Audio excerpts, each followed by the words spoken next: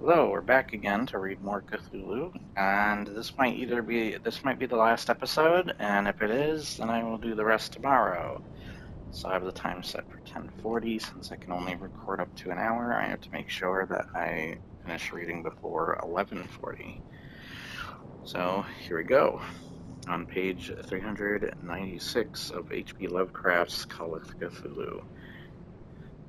That my uncle was excited by the tale of the sculptor, I did not wonder, for what thoughts must arise upon hearing, after a knowledge of what Legrasse had learned of the cult. Hold on, let me make sure that, so I want to make sure the game doesn't, shut off on me.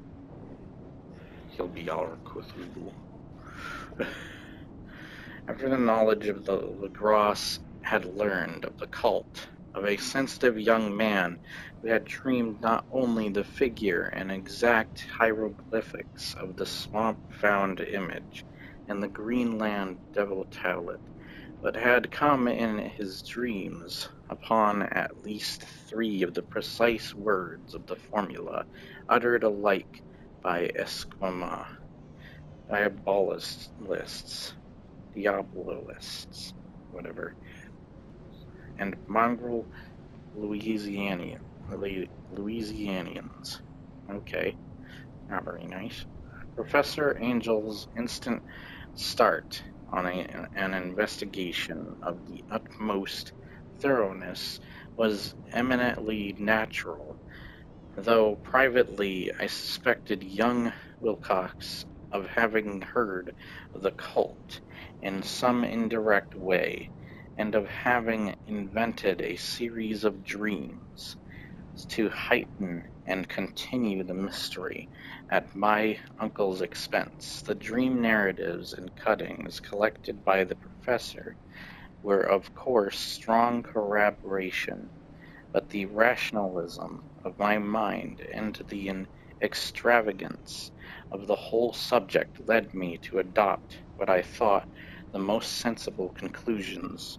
So after thoroughly studying the manuscript, again and correlating the theosophical and anthropological notes with the cult narrative of Legrasse, I made a trip to Providence to see the sculptor and give him the rebuke I thought proper for so boldly imposing upon a learned and aged man.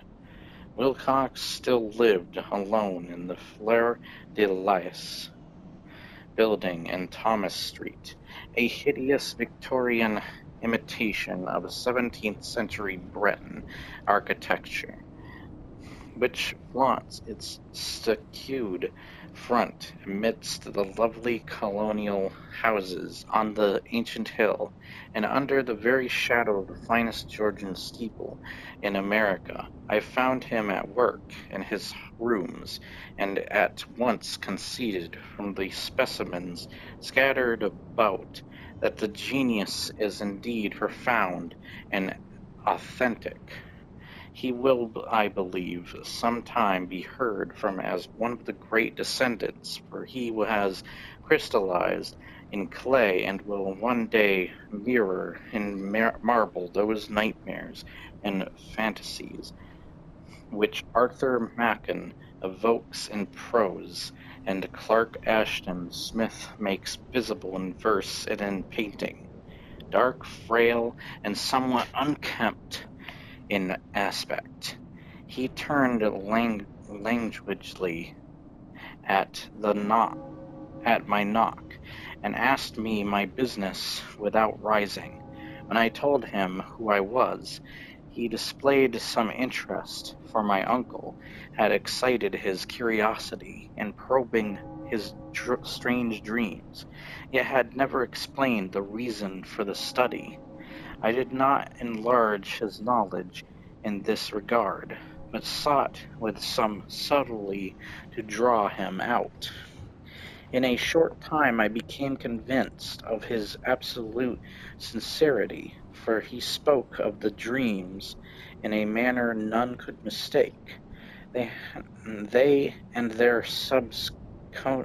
subconscious residuum had influenced his art profoundly, and he shewed me a morbid statue whose contours almost made me shake with the potency of its black suggestion.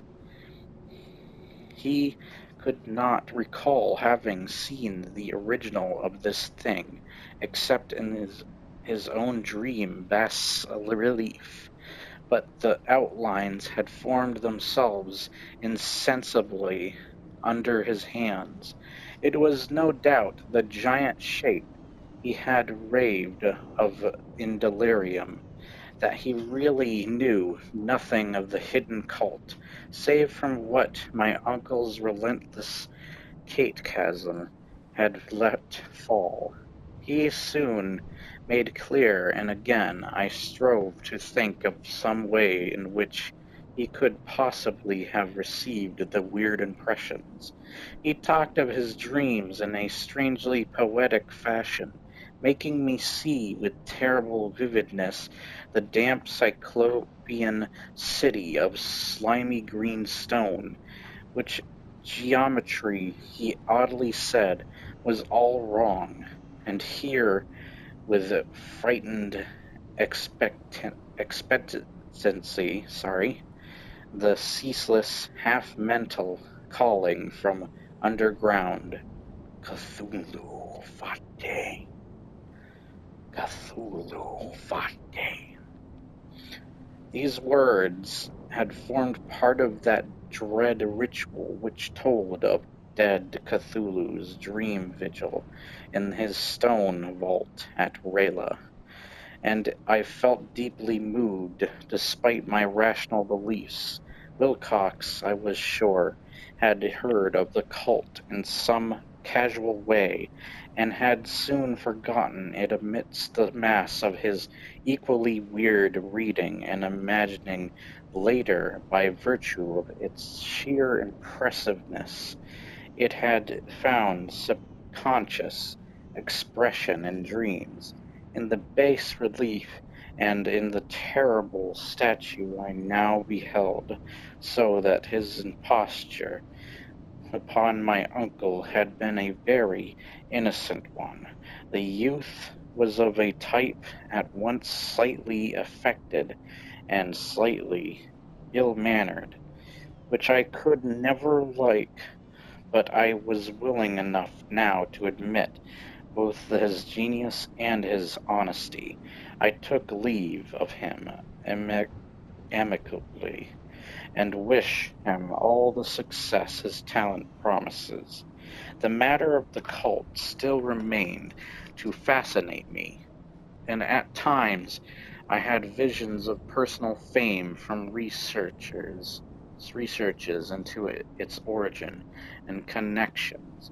I visited New Orleans, talked with Legrasse and others of that old-time raiding party, saw the frightful image, and even questioned such of the mongrel prisoners as still survived.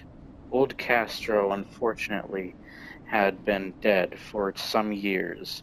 What I now heard, so graphically at first hand, though it was really no more than a detailed confirmation of what my uncle had written, excited me afresh, for I felt sure that I was on the track of a very real, very secret, and very ancient religion, whose discovery would make me an anthropologist of note. My attitude was still one of absolute materialism, as I wish it still were, and I discounted with almost inexplicable perversity the coincidence of the dream notes and odd cuttings collected by Professor Angel. I should have stopped at this part, because, the thing I began to suspect, and which I now fear I know, is that my uncle's death was far from natural. He fell on a narrow hill street heading up from an ancient waterfront, swarming with foreign mongrels, after a careless push from a sailor. I'm not saying that. I did not forget the mixed blood and marine pursuits of the cult members in Louisiana, and would not be surprised to learn of secret methods and poison needles, as ruthless and as anciently known as the cryptic rites and beliefs. Lagros and his men, it is true, have been let alone. But in Norway, a certain seaman who saw things is dead. Might not the deeper inquiries of my uncle after encountering the sculpture's data have come to sinister ears. I think Professor Angel died because he knew too much, or because he was likely to learn too much. Whether I shall go as he did remains to be seen, for I have learned much now. Number 3, the madness from the sea. If heaven ever wishes to grant me a boon, it will be a total effaceting of the of the results of the mere chance, which fixed my eye on the certain stray piece of shelf paper. It was nothing on which I would naturally have stumbled in the course of my daily round, for it was an old number of an Australian journal, the Sydney Bulletin for April 18, 1925. It had escaped even the Cutting Bureau, which had, at the time of its issuance, been avidly collecting material from my uncle's research.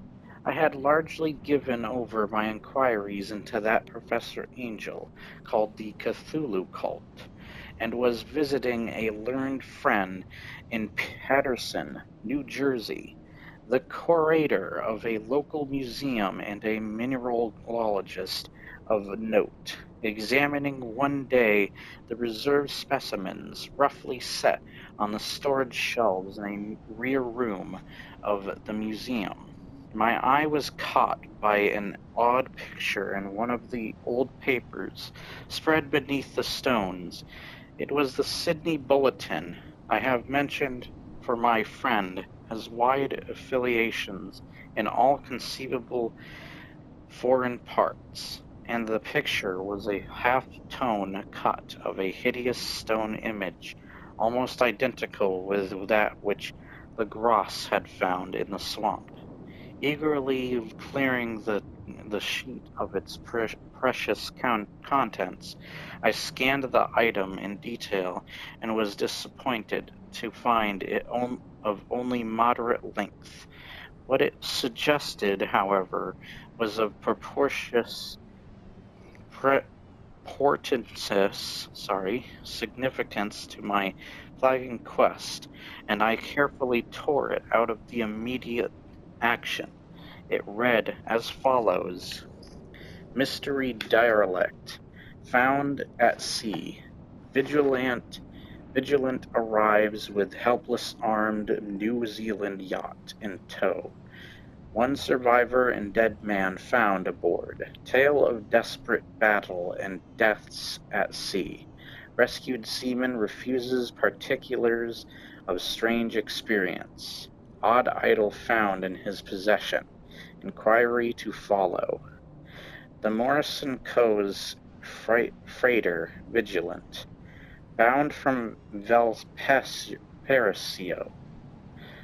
arrived this morning at the wharf in Darling Harbor, having in tow the battered and disabled but heavily armed steam yacht Alert of Dunedin, NZ, which was sighted April 12th in S latitude 34 degrees 21. W, longitude 152 degrees 17, with one living and one dead man aboard. The Vigilant left Valparaiso March 25th, and on April 2nd was driven considerably south of her course by exceptionally heavy storms and monster waves. On April 12th, the derelict was sighted, and though apparently deserted, was found upon boarding to contain one survivor in a half-delirious condition, and one man who had evidently been dead for more than a week. The living man was clutching a horrible stone idol of unknown origin, about a foot in height, regarding whose nature authorities at Sydney University, the Royal Society, and the Museum in College Street all profess complete bafflement, and which the survivor says he found in the cabin of the yacht, in a small carved shrine of common pattern. This man, after recovering his senses, told an exceedingly strange story of piracy and slaughter. He is Gustav Johansen, a Norwegian of some intelligence, and had been second mate of the two-masted schooners Emma and Ackland of Ackland, which sailed for Callao February 20th with a complement of 11 men.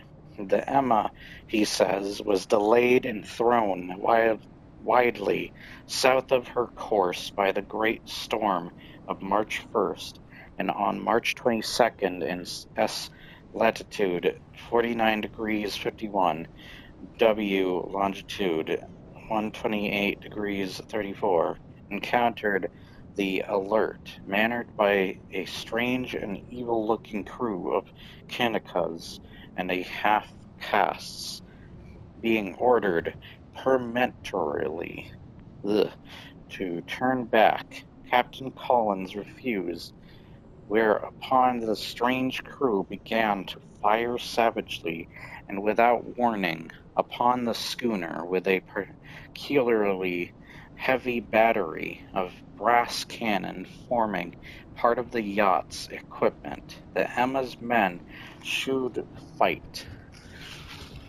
Should fight? Or should fight? I don't know. He says should. Says the survivor, and though the schooner, accidentally hit my controller, began to sink from shots beneath the waterline, they managed to heave alongside their enemy and board her. And grappling with the savage crew on the yacht's deck and being forced to kill them all, the number being slightly superior because of their particularly abhorrent and desperate, though rather clumsy mode of fighting. 3 of the Emma's men, including Captain Collins and First Mate Green, were killed, and the remaining 8 under Second Mate Johansen proceeded to navigate the captured yacht, going ahead of their original direction to see if any reason for their ordering back had existed. The next day, it appears they raised and landed on a small island, although none is known to exist in that part of the ocean, and 6 of the men somehow died ashore, though Johansen is strangely reticent about his part of his story, and speaks only of their falling into a rock chasm. Later, it seems he and one companion boarded the yacht and tried to manage her, but were beaten about by the storm of April 2nd. From that time till his rescue on the 12th, the man remembers little, and he does not even recall when William Bryden, his companion, died. Bryden's death reveals no apparent cause. and was probably due to excitement or exposure. Cable advices from Dunedin report that the alert was well known there as a island trader and bore an evil reputation along the waterfront. It was owned by a curious group of half-castes whose frequent meetings and night trips to the woods attracted no little curiosity, and it had set sail in great haste just after the storm and earth tremors of March 1st. Our Auckland correspondent gives the Emma and her crew an excellent reputation, and Johansson is described as a sober and worthy man. The Admiralty will institute an inquiry on the whole matter beginning tomorrow, at which every effort will be made to induce Johansson to speak more freely than he has done hitherto. This was altogether with the picture of the hellish image, but what a train of ideas it started in my mind. Here were new treasures of data. Sorry, keep hitting that. Gotta have a place to set this. Hold on. There we go. Of data on the Cthulhu cult, and evidence that it had strange interests at sea as well as on land. What motive prompted the hybrid crew to order back the Emma as they sailed about with their hideous idol? What was the unknown island on which 6 of the Emma's crew had... Hold on. Trying to move my hair. Had died, and about which the mate Johansson was so secretive?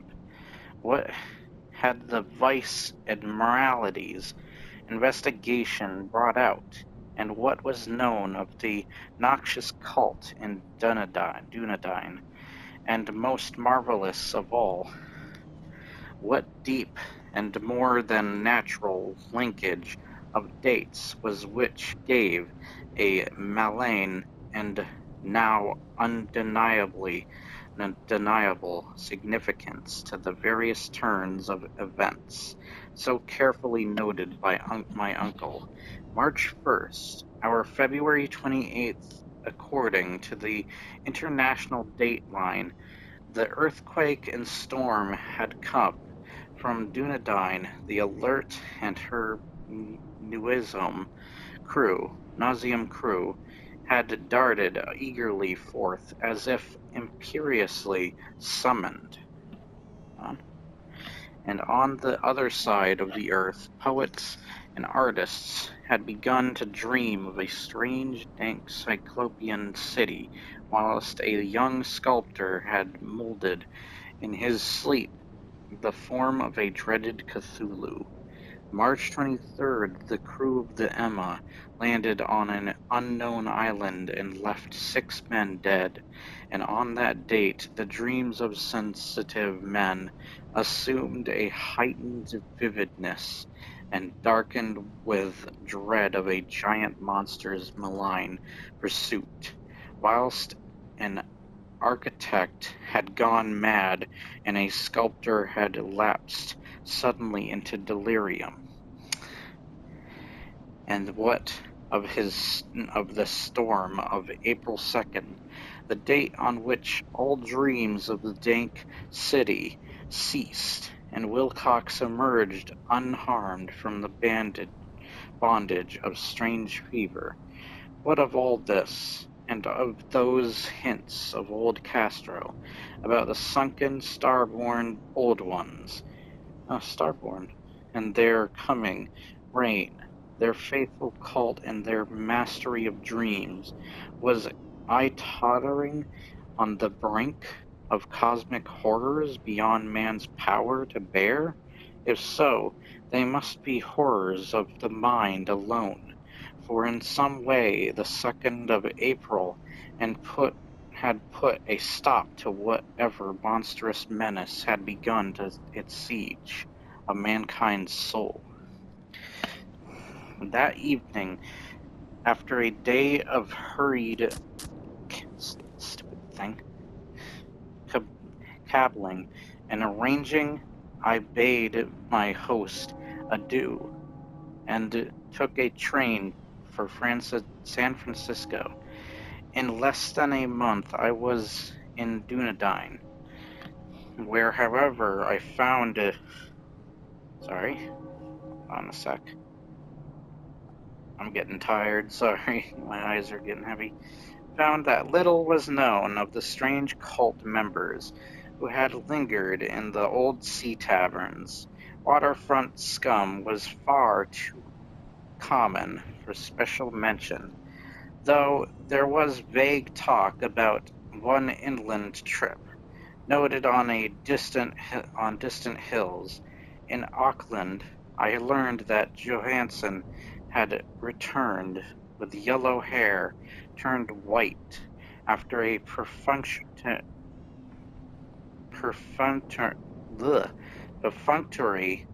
and inconclusive questioning at Sydney, and had thereafter sold his cottage in West Street and sailed with his wife to his old home in Oslo.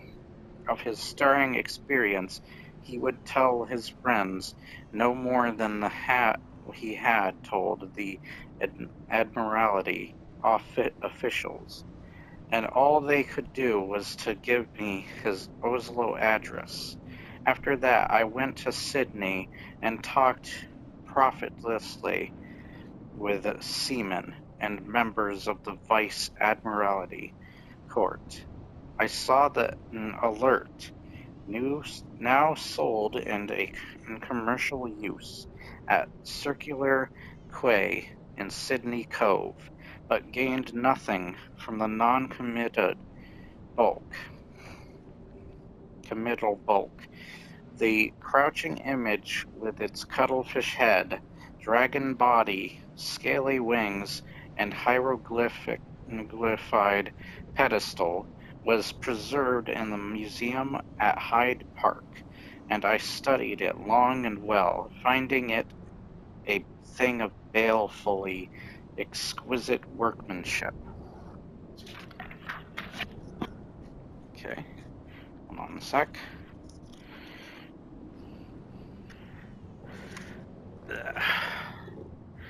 And with the same utter mystery, terrible antiquity, and unearthly strangeness of material which I had noted in Legras's smaller specimen, geologists, the curator told me, had found it a monstrous puzzle, for they vowed that the world held no rock like it. Then I thought with a shudder of what old Castro had told to Legras about the primal great ones. They had come from the stars and had brought their images with them.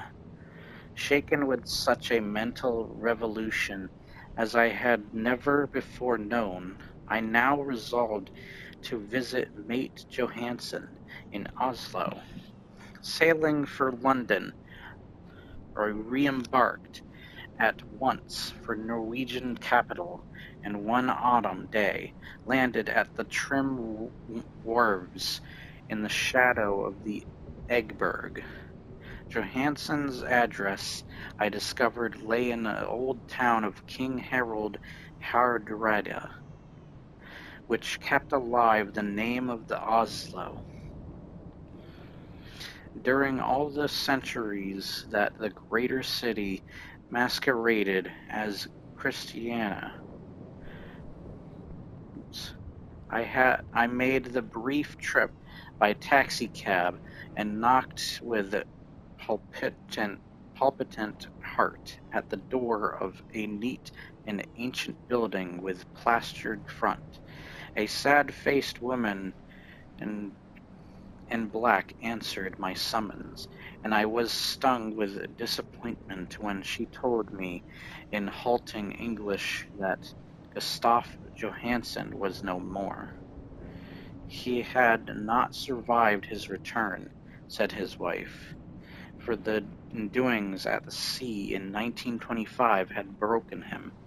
He had told her no more than he had told the public, but had left a long manuscript of technical matters, as he said, written in English, evidently in order to safeguard her from the peril of casual parasol. During a walk through a narrow lane near the Gothenburg dock, a bundle of papers falling from an attic window had knocked him down. Two Lascar sailors at once helped him to his feet, but before the ambulance could reach him, he was dead. Physicians found no adequate cause for the end, and laid it to heart trouble and a weakened constitution. I now felt gnawing at my vitals that dark terror which will never leave me till I, too, am at rest. Accidentally or otherwise persuading the window that my connection with her husband's technical matters was sufficient to entitle me to his manuscript. I bore the document away and began to read it on the London boat.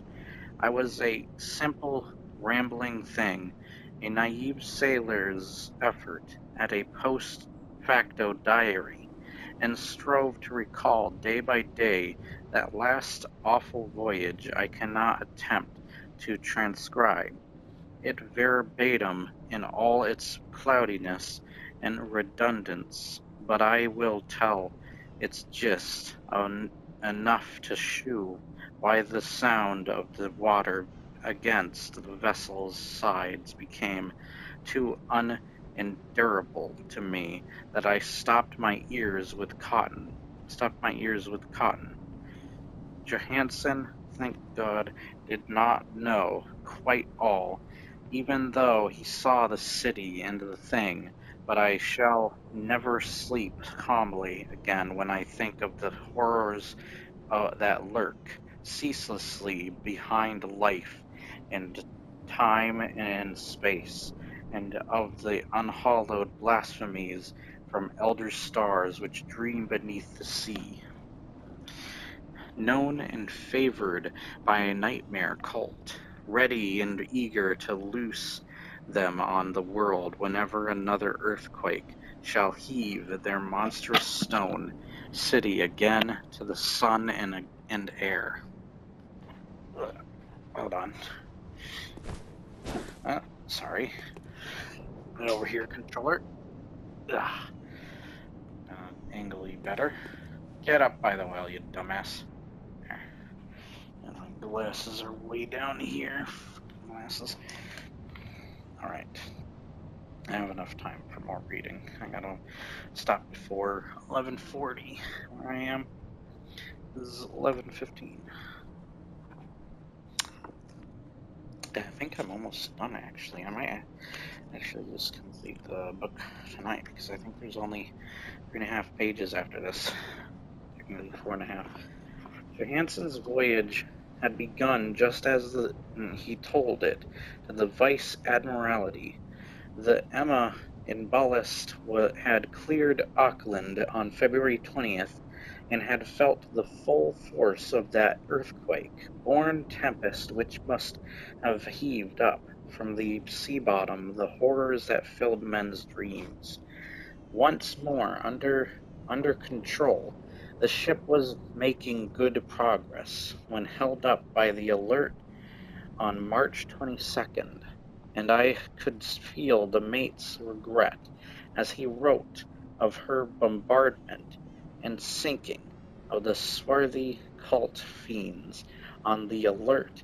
He speaks with significant horror.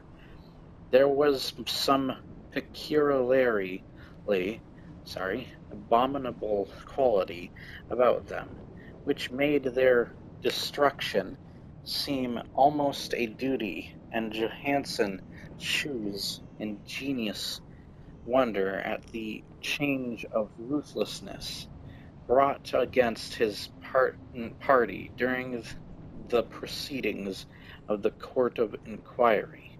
Then, driven ahead by curiosity in their captured yacht, under Johansen's command, the men sight a great stone pillar sticking out of the sea, and in S latitude 47 degrees 9, W longitude 126 degrees 43, come upon a coastline of mingled mud, ooze, and weedy cyclopean imaginary, which can be nothing less than the tangible substance of Earth's supreme terror, the nightmare corpse city of Rayla, that was built in measureless eons behind history by the vast loathsome shapes that seeped down from the dark stars. There lay great Cthulhu in his hordes,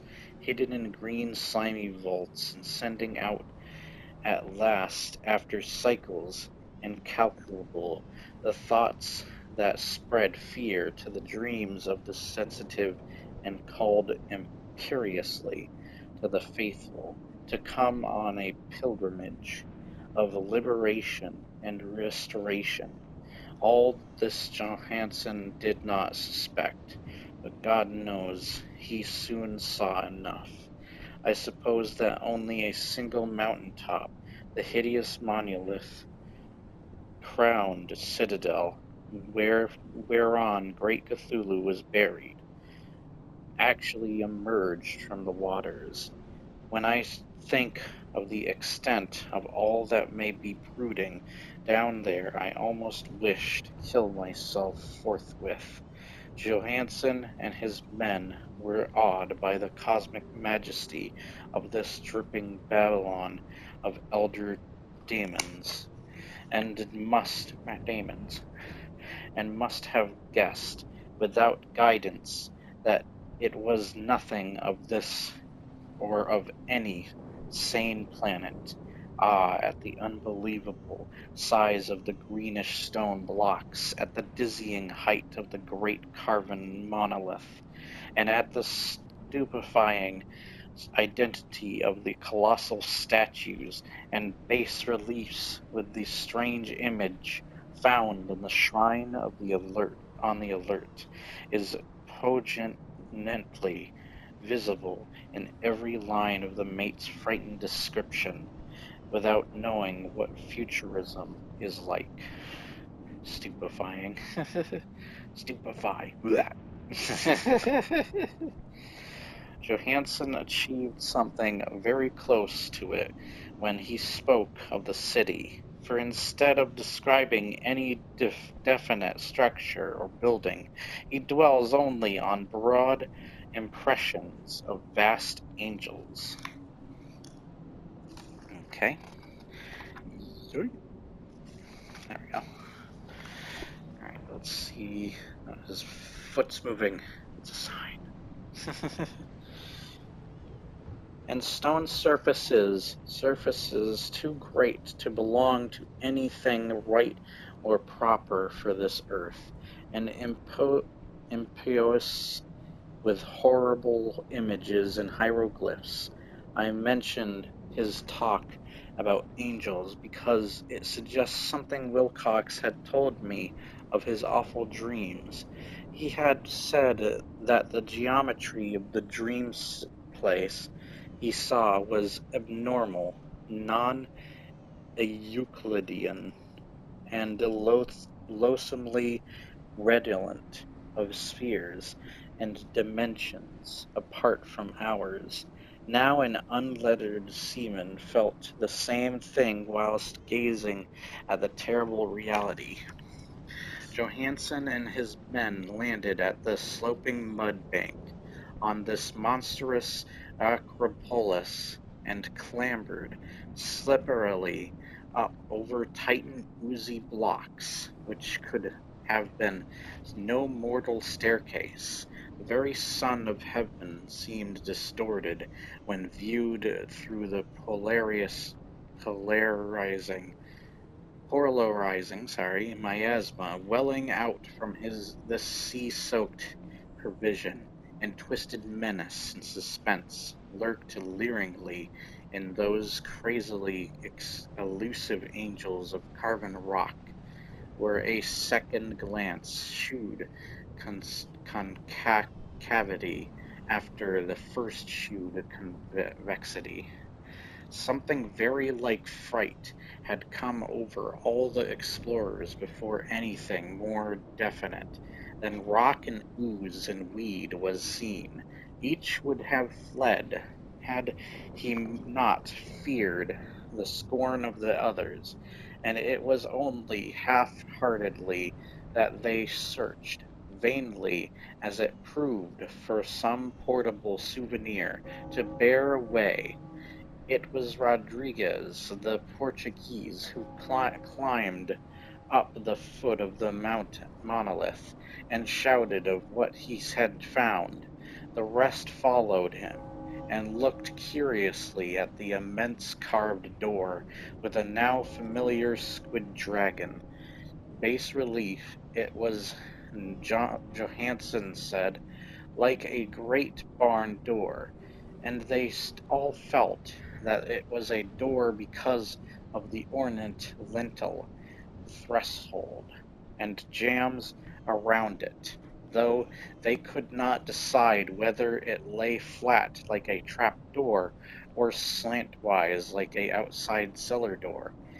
As Wilcox would have said, the geometry of the place was all wrong.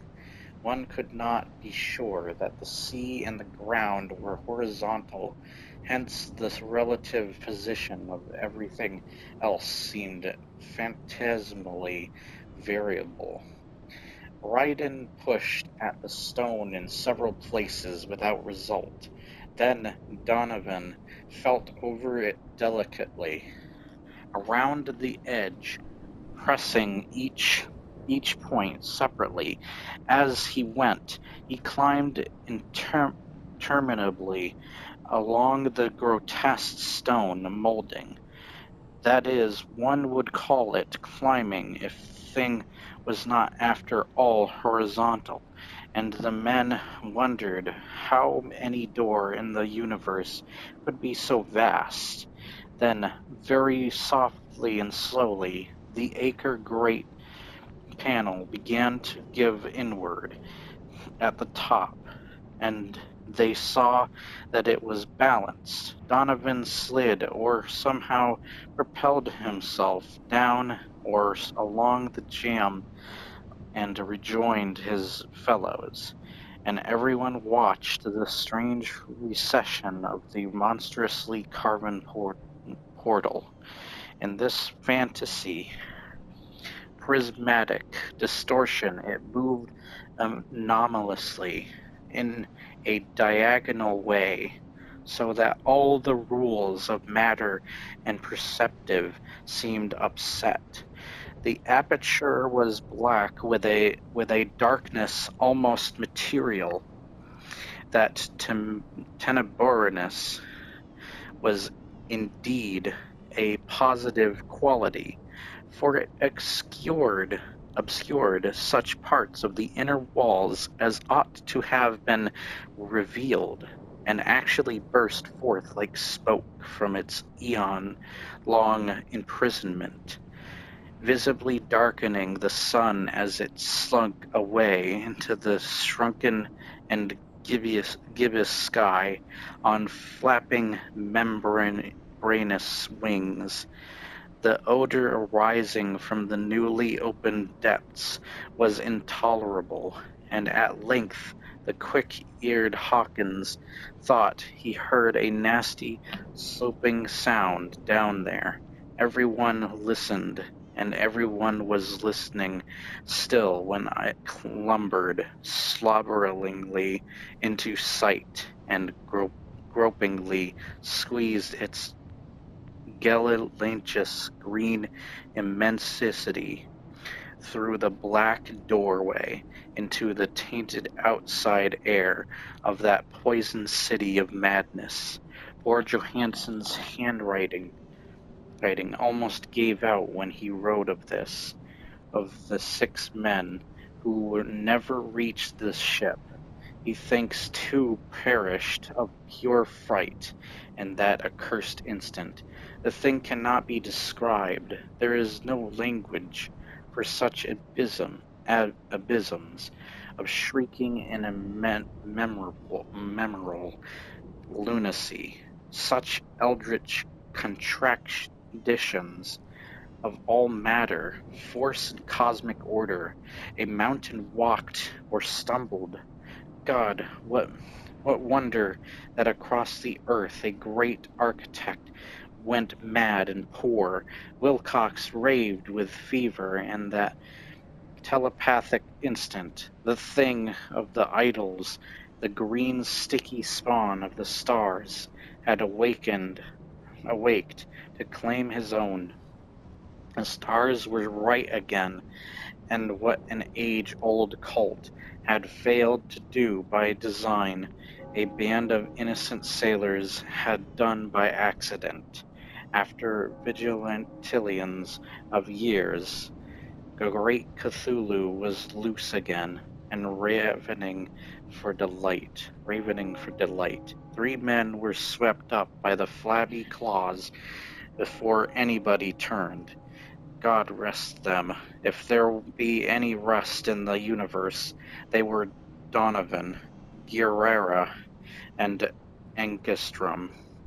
Parker slipped as the other 3 were plunging frenziedly over endless vistas of green-crusted rock to the boat, and Johansen swears he was swallowed up by an angel of masonry, which shouldn't have been there. An angel, an angle? Is this a, okay, it's angle, which was acute, but behaved as if it were obtuse. So only Bryden and Johansen reached the boat and pulled desperately for the alert as the mountainous monstrosity flopped down the slimy stones and hesitated, floundering at the edge of the water. Steam had not been suffered to go down entirely. Despite the departure of all hands for the shore, and it was the work of only a few moments of feverish rushing up and down between wheel and engines to get the alert underway, slowly amidst the distorted horrors of that indescribable scene, she began to churn the lethal waters, whilst on the masonry of that carnal shore, what was not of the earth, Titan thing from his stars slavered and gibbered like. Alright. Let's see what time it is. Okay. I think we can beat this like a boss battle now. Just read the rest of the book. Oh my goodness. Polysign, cursing the fleeing ship of Odysseus.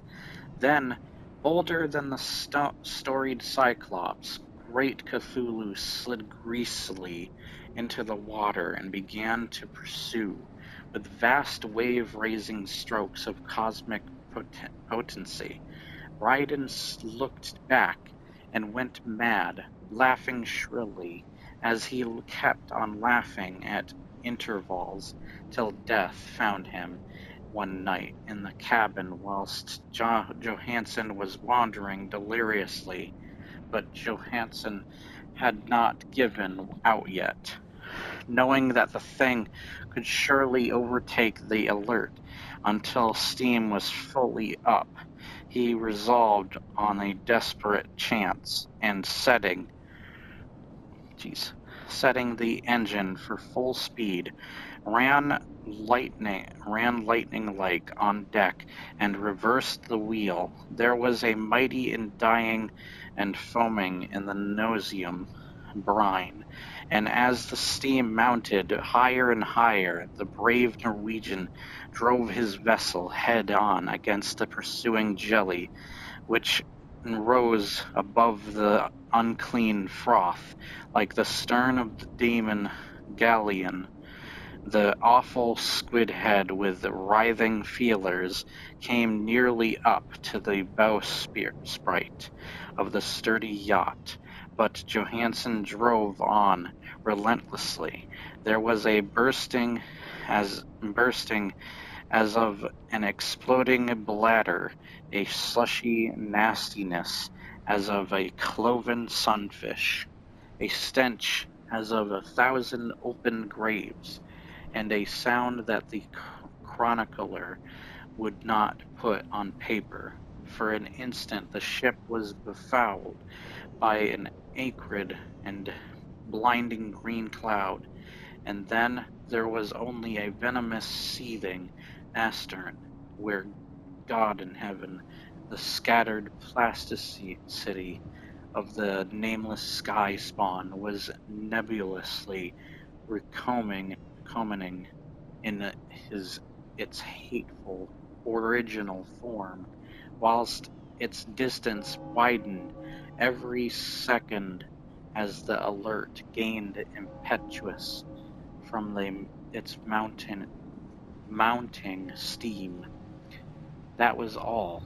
After the Johansen only brooded over the idol in the cabin and attended to a few matters of food for himself and the laughing maniac by his side. He did not try to navigate after the first bold flight, for the reaction had taken something out of his soul. Then came the storm of April 2nd, and a gathering of the clouds about the consciousness. There is a sense of spectral whirling through liquid gulfs of infinity, of dizzying rides through reeling universes on a comet's tail, and of hysterical plunges from the pit to the moon, and from the moon back again to the pit, all livened by a cachinnating chorus, and of the distorted, hilarious elder gods, and the green, bat-winged mocking imps of Tartarus. Out of the dream came rescue, the vigilant, the vice-admiralty, court, the streets of Dunedain, and the long voyage back home to the old house by the Edgeburg. He could not tell. They would think him mad. He would write of what he knew before death came, but his wife must not guess. Death would be a boon if only it could blot out the memories. That was the document I read, and I now have placed it in the tin box besides the bas relief and the papers of the Professor Angel. With it shall I go this record of mine, this test of my own sanity, wherein is pieced together that which I hope may never be pieced together again. I have looked upon all that the universe had to hold of horror, and even the skies of spring and the flowers of summer must ever afterward be poison to me, but I do not think my life will be long. As my uncle went, as poor as Johansen went, so I shall go. I know too much, and the cult still lives. Cthulhu still lives, too, I suppose, again in that chasm of stone which has shielded him since the sun was young. His accursed city is sunken once more, for the vigilant sailed over the spot after the April storm, but his ministers on earth still bellow and prance and slay around idol-capped monoliths in lonely places. He must have been trapped by the sinking whilst within his black abyss, or else the world would by now be screaming with fright and frenzy. Who knows the end? What has risen may sink, and what has sunk may rise. Loathsomeness waits and dreams in the deep, and decay spreads over the tottering cities of men. A time will come, but I must not and cannot think. Let me pray that, if I do not survive this manuscript, my executors may put caution before audacity, and see that it meets no other eye.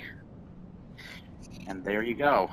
That is the end of Cthulhu. That is the whole book. Bye-bye! No. Yeah, and it's almost time to end the video anyways. But that's the last part. I'm finally glad I got to read Cthulhu. It is interesting. I love Lovecraftian stuff. I have read other Lovecraft books, and I know of like the lore and the other gods. One of them I mentioned, which there's also I can't remember his name off the top of my head. I love the idea of the dreaming god, the one that dreams all of reality, and if you were to awake, well, all of reality would go kaput. But such an interesting universe. I'm glad I read this one. Of course, I'm a big fan. I love Bloodborne, so I thought it was the perfect game to use for the background of reading this. I think one of the last books I read was The Beast in the Cave for the channel. But yeah, I thought that was a cool story as well. And I was reading the story He. I wasn't quite as invested in that one just because it was just such an interesting title for a book. But I'll probably read through that one sometime too. But there's a bunch of books more famous than that one, of course, that I will read for the channel sometime from H.P. Lovecraft. But nonetheless, I hope you enjoyed. If you did, remember to like, share, and subscribe. Leave your comments below, and I will see you next time. And just on time, 11:39. And I'm probably going to go to bed. My throat is sore, by the way, from reading that. Goddamn. You could probably hear at one part that I almost lost my voice a little bit. It kind of sounds like it's happening now. But goddamn. I need something to drink. You have an awesome day. Goodbye.